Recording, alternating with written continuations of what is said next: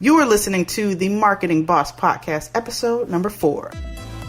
This is the Marketing Boss Podcast, where today's top marketing professionals reveal their best tips, tools, and strategies, and we all become better leaders because of it. And here's your host, video marketing expert, Parshell Houghton. Hey everybody, thanks for tuning in to this episode of the Marketing Boss. My name is Parshell, and I'm so excited with me today.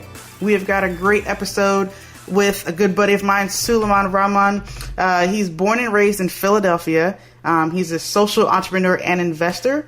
And over the last 5 years, he successfully built an international marketing and distribution business in the gourmet coffee and tea industry. And as the founder of the Urban Philly Professional Network, also called UPPN, he developed the organization with a purpose to engage, empower, and connect Philly's next generation of diverse business and civic leadership. The organization has over 15,000 subscribers, primarily professionals and entrepreneurs between the ages of 25 and 44 in the greater Philadelphia area. On our episode today, he talks about how he and his team have mastered online and offline relationships through the network, and how they use video and other channels to keep their audience engaged on a regular basis. He also delves into how they're able to get 300 new subscribers per month. This is great. Before we get into that, I want to thank those who've connected with me so far via social media. And if you would like to connect with me as well, you can find me, Parshell Houghton, on Facebook, LinkedIn, and Twitter. Also, be sure to join our private LinkedIn group called the Marketing Boss Club. That's where the marketing professionals like you and me can collaborate and grow together. Again, that's the Marketing Boss Club on LinkedIn. So come in and join the group. All right, now let's jump into our interview with Sulaiman. You guys are really going to like this.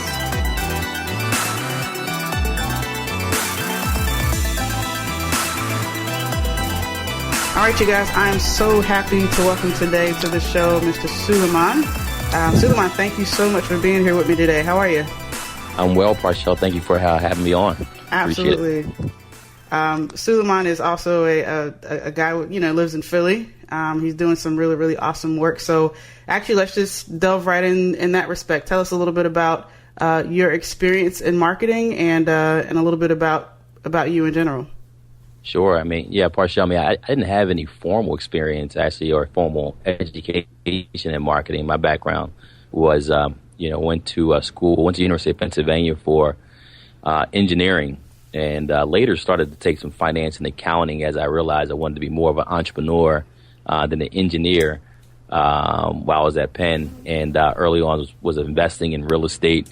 And in that career, obviously being a real estate investor, you had to learn some techniques to market your properties, especially when you had rental units and things of that sort. So I was learning some marketing back then. And when I really got into kind of the marketing field was in the network marketing industry. Mm-hmm. Relationship marketing was kind of my entree into it. While I was in college, I actually was introduced to network marketing and started to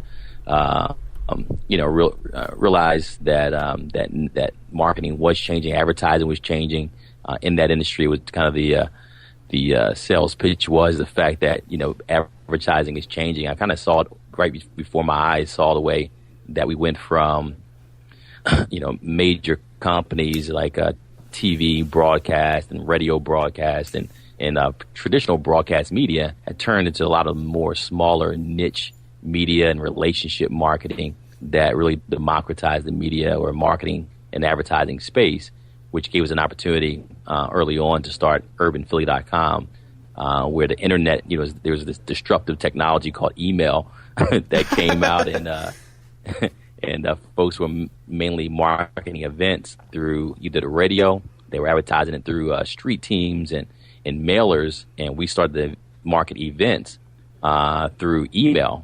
And obviously a lot less expensive. We were able to really scale that up with little overhead and really get ourselves into the market to be build a network of over 30,000 subscribers and over 3,000 event marketers. So we've been in different aspects of marketing and in network marketing as well as kind of online media marketing and also event-based marketing. So that's kind of the broad base of my marketing experience. Okay. Now, give us a little bit of context there. I know you mentioned the Urban Philly Network, which I'm familiar with, but tell the audience a little bit about that. Yeah, so urbanphilly.com was started in 2000. It's actually 1999, 2000, which was a website. It was a platform for events. It was kind of a clearinghouse. It was it gave people an opportunity, kind of like Eventbrite today, where people upload their events, and actually was advertising those events throughout the region. And as it matured, we have over 30,000 subscribers, and it was more of a media and marketing platform, advertising platform, but we really didn't have the brand to mobilize people. And so in 2007, we started the Urban Philly Professional Network to really identify an avatar, if you will, kind of 25 to 45 young urban professional, or, urban professional, if you will. And we wanted to really focus in on that market and to look to really mobilize them through our mission to engage, empower, and connect, to engage them in community and civic involvement, to empower them to advance their careers and grow their businesses, and to connect with people who share similar social, cultural, and intellectual interests, with a real high-tech, kind of high-touch strategy where we weren't just going to do online, kind of connect with people, but also connect people offline as well. And that was kind of the start of Urban Philly Professional Network, which has grown to a large network as well. Awesome. So I love that the progression there. You know what I mean? How I mentioned it's about the offline relationship building as well as the online. So what has been most surprising to you, I guess, in your efforts in building this network? I mean, did you find, for example, that there was a better response from the in-person or the online? What was the most surprising to you as things have evolved and this community has been built? What has been most surprising? I would think that, I'm pretty surprised that there hasn't been more platforms that have focused on kind of the online and offline. Really, really getting to the level of mastering the ability to connect with people online and then move them offline. So, you look at the networks, and obviously, there's a scalability factor to it. Some companies want to grow to billions of subscribers, if you will. But, our focus is really to kind of quality connections and deepen those relationships. So I think there's a big space, in that area. And since I've been kind of in the market, obviously there's companies who are looking to do it and make it happen, but it hasn't been on a scale that I would expect by this, maturity level of the internet. Absolutely. So, and then, because I guess as it relates to today, and how other marketing departments, let's say in companies and other organizations, what do you notice maybe that is missing? What is it that's missing? Because like you said, it is surprising. How come more people aren't, I guess, attacking the offline value that's there, that we can still connect face to face? What would you say, in your opinion, that a lot of marketing departments or, people involved in that, like, what are they missing? Obviously things, only thing constant is change, and marketing is changing right before our eyes. And there's some who get it. There's some who are still kind of in the old traditional media, and you see it shift slowly with different organizations as they kind of transition and start hiring. Sometimes, new kind of the new media, new marketers as well. One of the things that's growing is kind of growth hacking, and you kind of turn the skill set of a traditional advertising and marketing person into more of a tech/marketing, kind of system-driven marketing strategy. So you kind of see both ends of the spectrum. I'm glad I had a chance to kind of see Web 1.0 and kind of transition into 2.0, and as we continue to grow, so to kind of really appreciate the value. And sometimes you see the systems, but it's really, having someone that can really implement it to a point where it works and it's kind of all integrated in a way that makes it seamless. So right now, I think a lot of people are transitioning into being able to cultivate kind of leads and know what their really know what their advertising is returning, and to really be able to do it in a way that you can really systematize it to a way where your marketing converts into sales. You know exactly what it costs you to convert into sales, and you're able to scale it. You know, the ability to scale with the internet and all the different platforms that we have today is just, you know, on a whole different level. So the opportunity to identify how it works, you know, what best works for your system, and then to scale it on a different level is very powerful. Absolutely. Tell me a little bit, because I know that you guys have you've done video, and you've helped to push those videos out, and you have some content as well. What type of impact has that had on your strategy and building, you know, the community? Yeah, so for us, when we use video, obviously one thing I know we haven't maximized is the power of video, but how we have used it is one thing that we know is that nothing draws a great crowd more than a great crowd. Mm-hmm. So when we are able to really paint a picture and a visual to people of what we've done and how we've done it, and be able to really have creative power on how to you know, paint the picture of our network who we're looking to attract, and to push it out there on platforms. You know, we used to use YouTube a lot, but now, you know, I love Facebook's video platform, the ability to really target and to really scale that as well to reach the people that you're looking to reach as well. So that's basically how we use it. Every month when we have our events, we have our videographer do a 2 to 3 minute kind of video recap of the event, and we're able to push it out into social media. And now I'm at a point where, you know, it's almost like we didn't have an event unless we recorded it, you know, unless it can live online for many years to come. Absolutely. So you mentioned Facebook as well and the ability to target, and I think that that really speaks to how marketing is evolving. It's becoming more personalized. We're able to actually target people based on so much data that's out there. So Facebook is a very powerful tool, right? What other, or let's just say, what technology or software do you think has been the most beneficial? Like that you say, you know, if you didn't have that one piece of software, you know, maybe the organization or your efforts wouldn't be as successful as they've shown to be today. Yeah, so communication is key for us. So email distribution, and you know, right now we use eye contact. Okay. Looking to potentially transition to MailChimp, which we're kind of just testing out because of, you know, it has the integration that's already kind of established with a platform like Eventbrite and different other platforms that we have to kind of have a seamless integration between those different platforms is key for us at this stage. So that's one, is our email. We use Eventbrite. You know, again, we've used that for many years, and it's transitioned a bit. So there's ways that, you know, so we're going to get back in the market and see if there's platforms that may fit us for the next level where we're going. Text messaging. I've used text messaging for many years as well.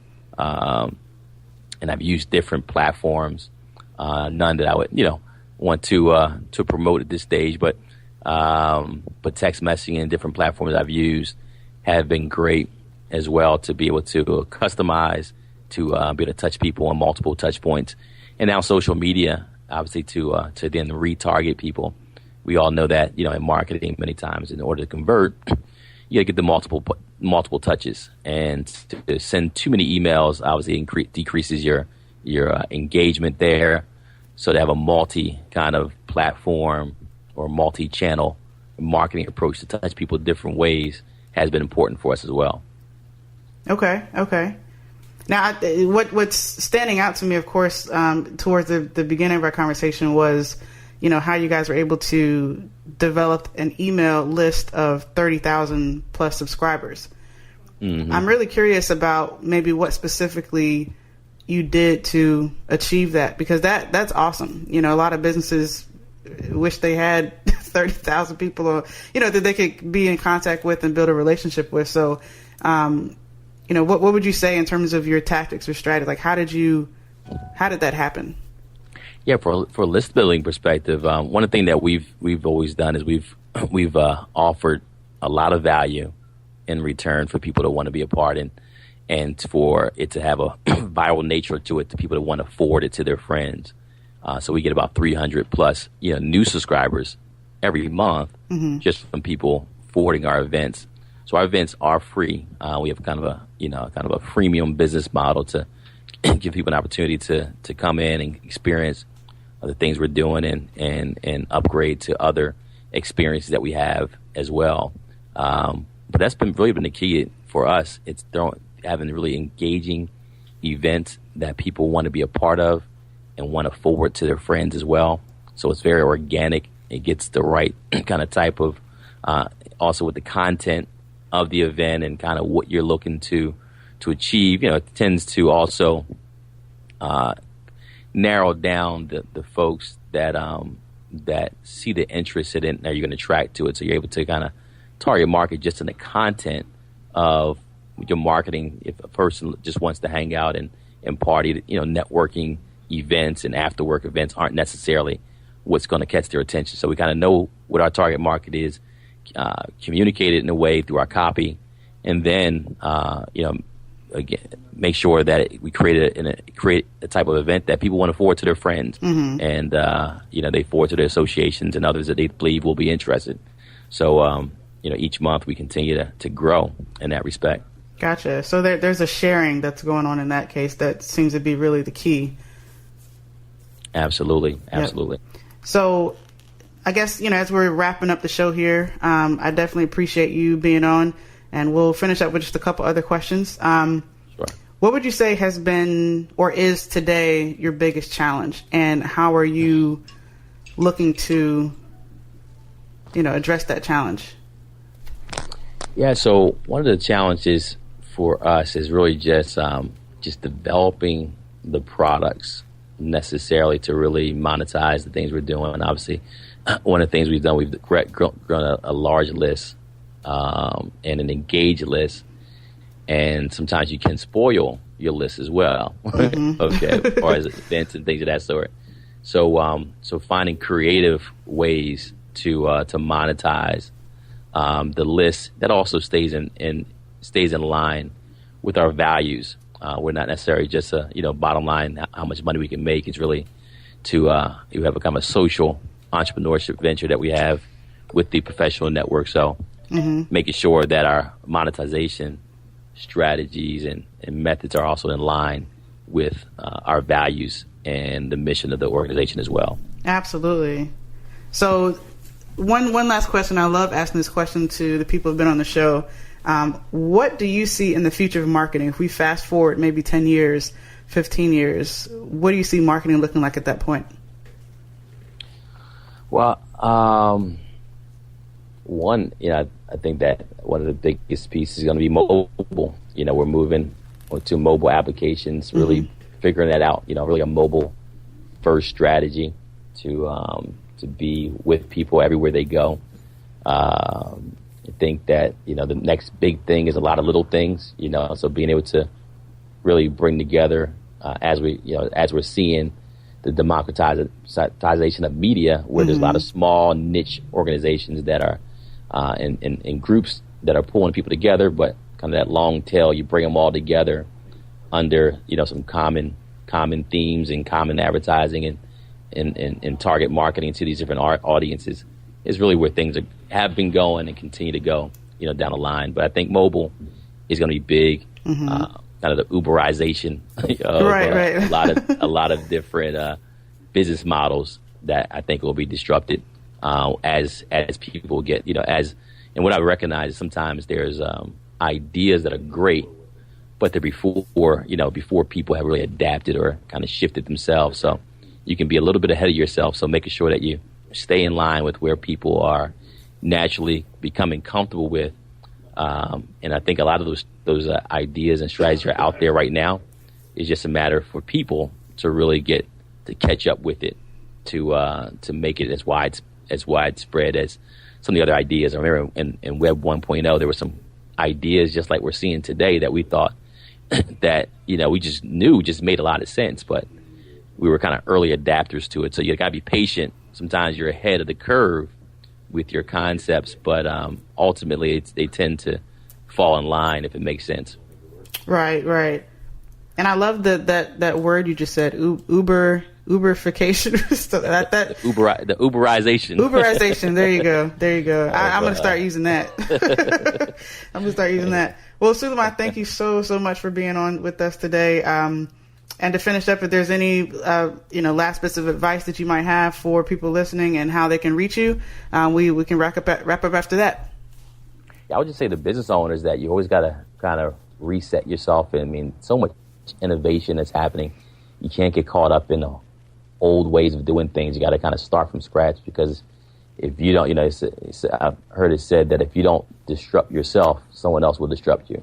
So it's important that we constantly stay on top of innovation and start from scratch and say, that's what we're doing. Does it really make sense with all the tools and the advancement of technology to do the things that we're currently doing? It. So staying in innovation mode is key, I believe, in this time. And to connect with us or connect with me, my email is Sulaiman@UPPNevents.com. That's SULAIMAN @UPPNevents.com. And folks can go to UPPN.com as well. And under our team, you can find my information there as well. Awesome. Well, thank you, Sulaiman, for being with us, for your time today. It was great learning from you and hearing a little bit more about your story. I think it was great. Thank you so much. Awesome. Thank you for having me, Parshell, and glad to be on. Awesome. Thanks. Have a good one. Wow. What an awesome interview. Hey, be sure to connect with Sulaiman online, you guys. He's a great resource, and I'm pretty sure you enjoy connecting with him. Now, if you've enjoyed this podcast, please be sure to subscribe on iTunes or Stitcher and leave a review if you enjoyed the episode. Let me know what you think. So that pretty much does it for this episode. Thanks again for tuning in. Until next time, you guys remember, a good boss is a good leader. So go out there, serve your gift to the world, because you're the boss. Thanks so much for listening to the Marketing Boss Podcast with your host, video marketing expert, Parshell Houghton. We'll catch you next time.